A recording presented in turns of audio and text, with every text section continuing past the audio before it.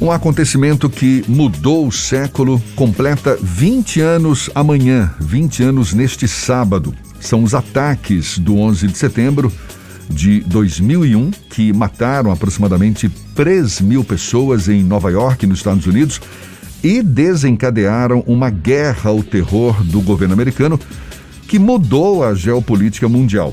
O atentado revelou pela primeira vez a vulnerabilidade da maior potência militar do mundo no próprio território e a resposta dos Estados Unidos, a busca pelos culpados pelo ataque, levou o país à invasão do Afeganistão em 2001 e do Iraque 2 anos depois, países acusados de apoiar a Al-Qaeda, organização terrorista que assumiu os ataques.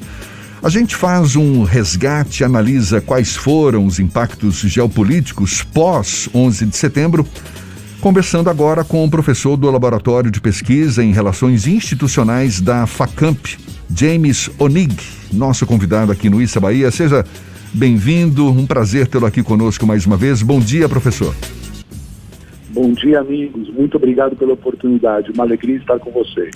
Professor, essas 2 décadas que se seguiram ao atentado, a gente sabe, impactaram em muito a política dos Estados Unidos, a segurança global, teve a intensificação das guerras no Oriente Médio, mudanças também na inteligência americana. E o que mais? Passou a haver uma nova lógica mundial? Qual a sua avaliação, professor? Certamente. Nós estamos diante de um fato histórico, como você disse na sua introdução, que mudou completamente as relações de poder e as relações militares. Ficou muito claro a partir daquele momento que não estavam mais em jogo somente a luta entre estados, mas sim a presença de grupos aterritorializados. O que eu quero dizer com isso? Grupos que não têm um território definido. No caso da Al-Qaeda, uma rede terrorista, ela estava escondida ou resguardada dentro do Afeganistão, porém com tentáculos em vários lugares do mundo. E o que se viu foi uma dificuldade enorme dos grandes exércitos, forças armadas, de enfrentar grupos que são os inimigos invisíveis. Portanto, a guerra ao terror, ela desencadeou um processo de adaptação das forças militares.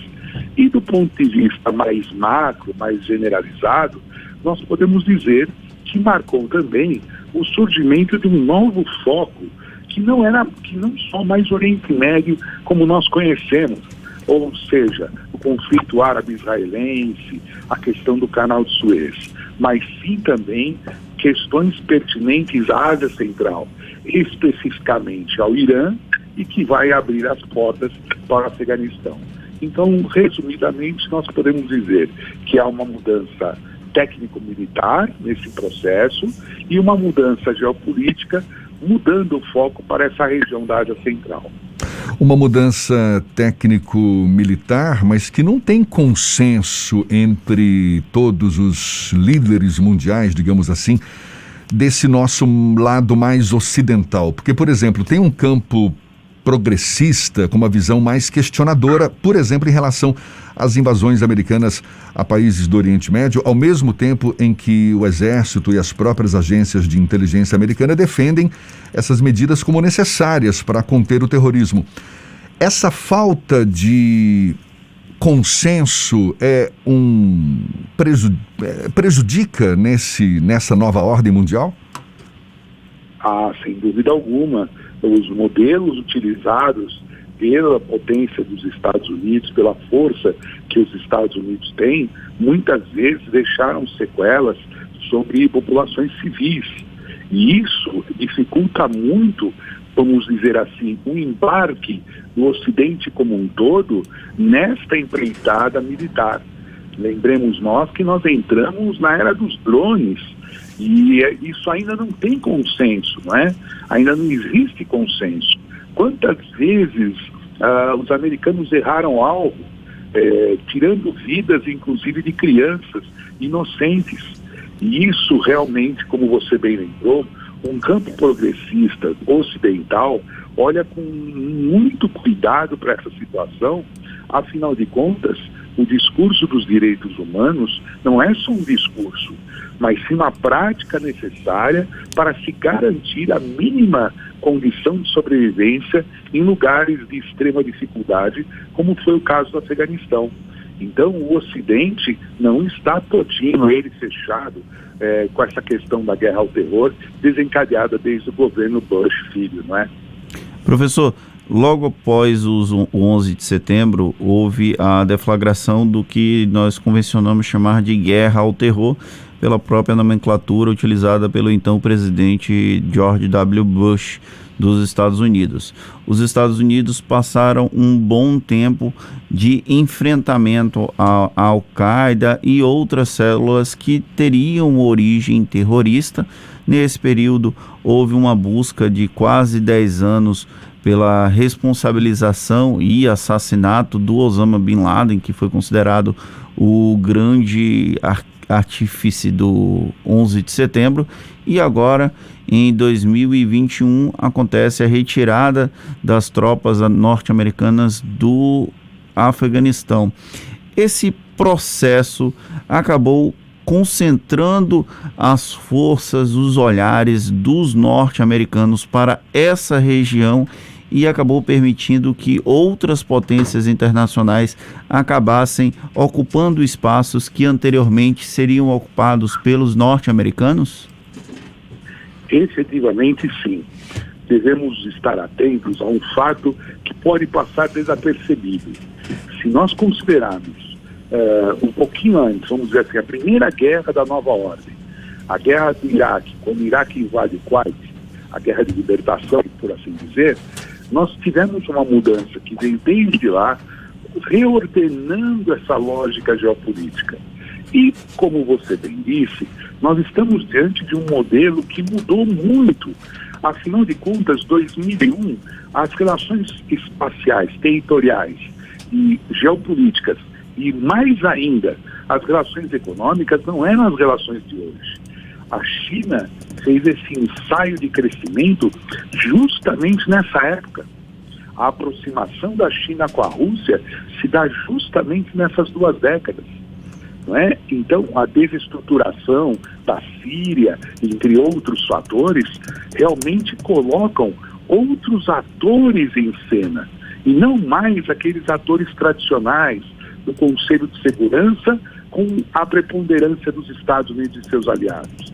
Mas a entrada de um parceiro econômico como a China, hoje um competidor, alterou completamente essa relação. Se nós levarmos em conta que nós tivemos uma grave crise econômica no meio desse caminho em 2008 e que países como a Alemanha, Reino Unido e França tiraram o pé, vamos usar esse termo, dessas relações militares, efetivamente a mudança então passa a ser completa. É um outro mundo em relação a esse mundo que assistiu a essa retirada, se me permite, desastrosa dos Estados Unidos. Passados 20 anos do 11 de setembro, é um momento, inclusive, no iniciozinho do século, o senhor considera esse evento como um dos mais relevantes do ponto de vista da história política mundial, já que a gente já consegue ter um certo distanciamento do marco temporal que foi o acontecimento da queda das Torres Gêmeas? Efetivamente, sim. Do ponto de vista do impacto, ele tem um efeito diferente da Segunda Guerra Mundial, um efeito muito diferente, porque ele é um efeito em doses homeopáticas, doses de gota em gota que geram atentados e reações, geram explosões e reações, geram controvérsias e, mais uma vez, reações. Portanto, nós estamos num evento que eu costumo dizer aos meus alunos e digo para os nossos queridos ouvintes da tarde. Gente, nós estamos diante de uma guerra que começa em 2001, mas ela está viva até hoje.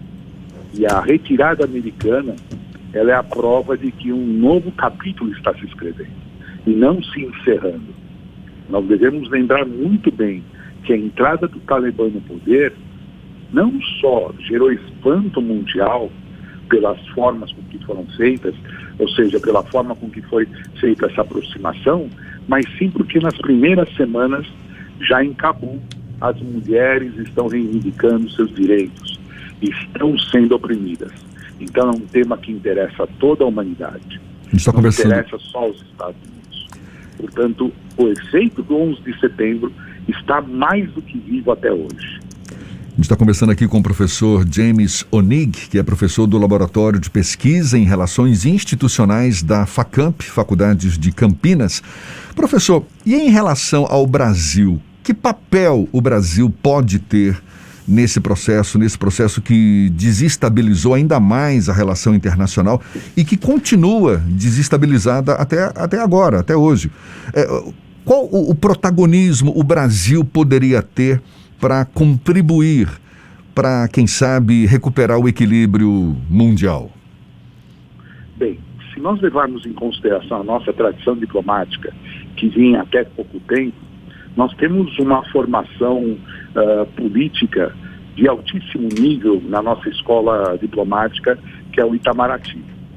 Nós contribuímos muito através dos nossos valorosos diplomatas, durante muito tempo, para a solução de conflitos. Então o Brasil, por sua posição especial na América do Sul e na América Latina, por causa da sua condição especial hemisférica, poderia sim contribuir com uma mesa de negociações para a pacificação em vários lugares do mundo, como já aconteceu. Mais recentemente, nós tivemos uma presença no Haiti, tentando mudar aquela relação. E garanto a vocês que se nós não estivéssemos lá, o Brasil não estivesse com suas tropas da MINUSTAH, nós teríamos uma situação pior, apesar de todos os problemas que lá ocorreram. Então o Brasil, e aqui me permite colocar na condicional, se retomarmos a nossa tradição diplomática de conversações, se retomarmos a nossa tradição política de mostrar o nosso valor no nosso continente, poderemos sim colaborar mais uma vez para essa situação. É um fato que é muito simples, mas me chama muita atenção e é emocionante para nós brasileiros, é que nós contribuímos para a retomada da língua portuguesa no Timor-Leste. Nós mandamos um exército de professores. É uma das coisas mais lindas que nós fizemos e é pouco divulgada.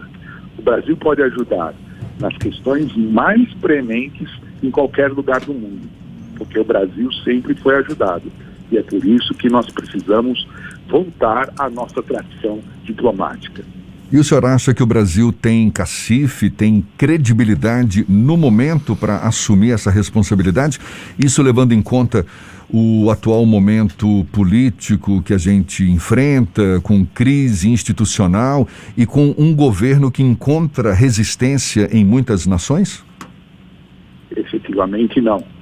Não temos essa condição no momento, apesar de termos material humano de sobra e de altíssima qualidade para isso, nós não temos essa condição. Uma vez que nós, vou falar num português bastante simples para os nossos amigos, arrumamos treta com muita gente e por motivos muitas vezes inexplicáveis. E por isso nós estamos agora sentados no banco de reservas da geopolítica internacional, tentando recuperar a posição, mas vai demorar bastante, infelizmente. Para a gente encerrar, professor, qual o futuro, digamos, a médio prazo que o senhor vislumbra em nível mundial a partir desse momento que a gente vivencia hoje, em que muitos conflitos sinalizam ainda um bom tempo pela frente? Realmente é uma situação bastante inusitada, mas eu enxergo da seguinte forma.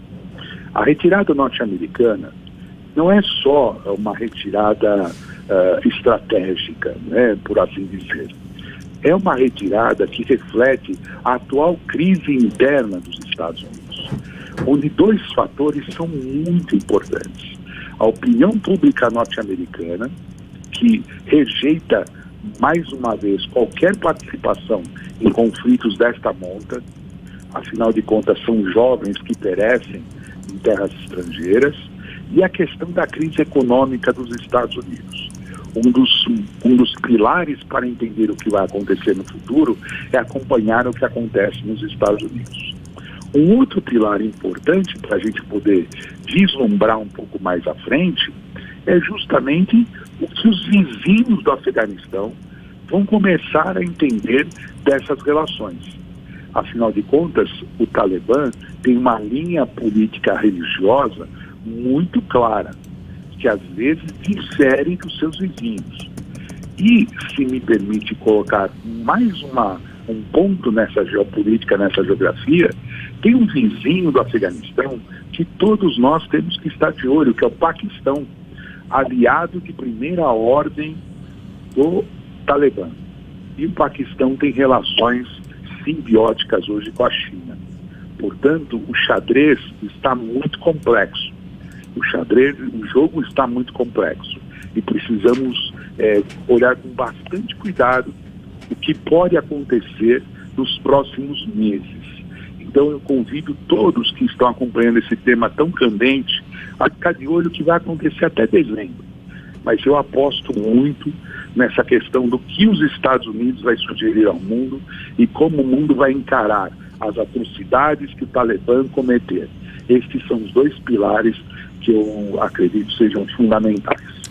Professor James Onig, professor do Laboratório de Pesquisa em Relações Institucionais da FACAMP, Faculdades de Campinas, muito obrigado pela sua disponibilidade, pela atenção dada aos nossos ouvintes. Seja sempre bem-vindo aqui conosco. Bom dia e até uma próxima, então. Jefferson, Fernando, muito obrigado a vocês. Espero que nos encontremos em viva voz o mais breve possível. Um abraço a todos, bom fim de semana. Maravilha, agora 15 minutos para as 8 na tarde FM.